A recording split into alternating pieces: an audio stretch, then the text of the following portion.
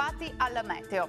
Dopo un venerdì con allerta meteo arancione diramata dalla Protezione Civile, forte maltempo e anche l'acqua alta a Venezia, il tempo torna a migliorare nella giornata di sabato 9 novembre. Sul Veneto sarà una giornata all'insegna di un ampio soleggiamento ovunque. Come vediamo, il cielo si presenterà sereno o poco nuvoloso, salvo per locali foschie al mattino sulle pianure, ma in rapido dissolvimento.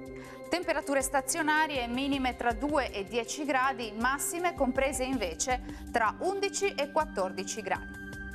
Ci spostiamo ora sul Friuli Venezia Giulia, dove avremo ancora qualche occasionale pioggia al mattino, poi fenomeni in cessazione e anche qui tornerà il sole. Temperature minime tra 7 e 11 gradi, valori massimi compresi invece tra 13 e 14 gradi. Raggiungiamo infine il Trentino Alto Adige, avremo qualche nebbia sui settori meridionali al mattino, più soleggiato invece altrove. Temperature minime tra 2 e 3 gradi, massime tra 11 e 12 gradi circa. Bene, dal meteo di Antenna 3 per ora è tutto. Arrivederci.